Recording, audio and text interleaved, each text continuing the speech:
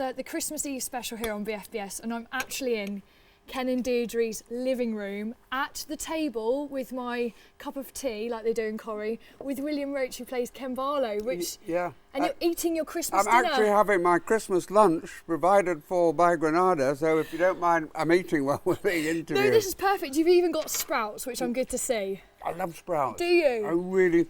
They're a take it or leave it thing, aren't they? Yeah, and you've got quite a lot of veg on there, parsnips, carrots. I've got carrot, but actually it's the veggie version because I am vegetarian. Oh, okay.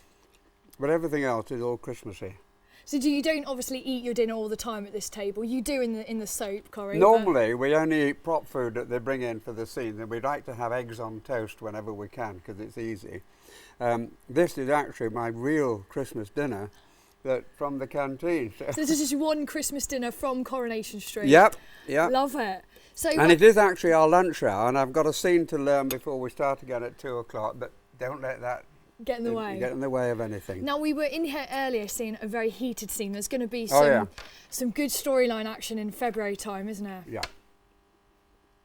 Always trouble at the Barlows, I mean. Tracy. But I've got Tracy, who's a murderess, you know. I've got my son who's a bigamist alcoholic.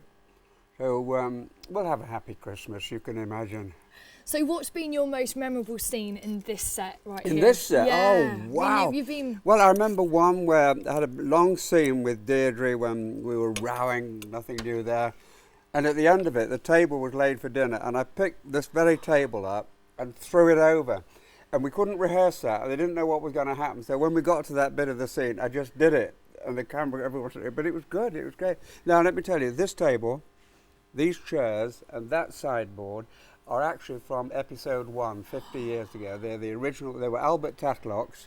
That was his house. And that's his picture over there, and isn't that's his picture there. So these are the original bits of furniture. And you know, for the first 10 years, they hired it. I think they then realised it might run, so they bought it.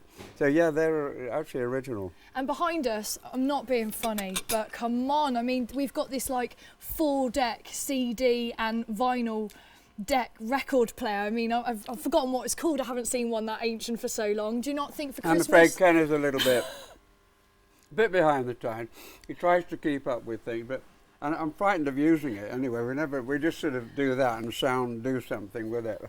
Now, earlier today we saw you as well film with the dog. Now, how hard is it to film with the animals? Because we saw a number of takes. It's not hard because they never give him anything. I just had to say, come on, Eccles, and walk off. And it didn't matter if he was a bit... The trainer is usually just off saying, come on, you know, beckoning him on. But he's all right. They never give us... Other than in the canal with Stephanie Beecham, do you remember that? When because he fell in the canal that I met her. That was a bit tricky, but normally you're just around. And do you feel like you want to take him home at the end of your shift? Just what? Do you feel like you want to take him home at the end of your shift? Well, take him for a little walkies? Well, I've got 3 Jack Russells who were very jealous, and I'm afraid he would be massacred if I took him home. But other than that, I would, yeah. We're with you, Ken, eating... Sorry, I keep saying Ken because I keep thinking... No, listen, my own father... I'll tell you, this is absolutely true. After the show had been running about 10 years, I was watching it with my father. It finished and he said, Ken, oh, sorry, Bill. So I thought, right, I'll never bother about it again. Does that happen in public? I mean, do you... Oh, all the time. Do you get haggled? Yeah, it's nice when they know your real name, but I treat it as a nickname, so it doesn't bother me. Do you want a sprout? Oh, go on then. Thank you. Yeah, good. That was a good sprout. This is so surreal. I was going to ask you, you've actually done some time in the military, haven't you? I was in the army for 6 years, yeah. Wow. Yeah, I was in the Royal Welsh Fusiliers, and then I took a short service commission. I got to the rank of captain, and I did 2 years in what they call the Gulf. But it was before, way back, it was 1953. What is now the United Arab Emirate was not united, and I was with a peacekeeping force there trying to get them together, so it's quite interesting. So how did you go from, obviously you got to rank a captain, didn't you? How did you go from captain to soap star? I don't like the word soap star, but I have to accept that. I was very keen, and in my day, every major town had a repertory theatre. So I taught my way into some rep. I did 2 years of live theatre, learning the craft in front of a live audience, and there's no better way, better than any drama school. And I have people around me who have been to drama school who helped me. So I did 2 years of that. Then I did some films, And then I had the lead in a television play in 1959, the play of the week. It was highly prestigious. A play called Marking Time. I was a young soldier in Germany having an affair with a German girl. And from that, I got Coronation Street. And did you think you would stay in it as long as you No, have nobody done? did. Nobody did. It was only going to run for 11 weeks. It was written, finished. That's all it was going to be. But people forget that there was no such thing as a soap in those days. We were the cutting edge. There was a new realism sweeping through the theatre. Method acting, Marlon Brando, James Dean and all that. John Osborne in the theatre. And we were the cutting edge realism on television, the kitchen sink drama. We were highly prestigious and the cutting edge drama. And 50th anniversary this year, is that? 50th anniversary last year with a tram crash. That was amazing, truly amazing. Has it gone fast for you?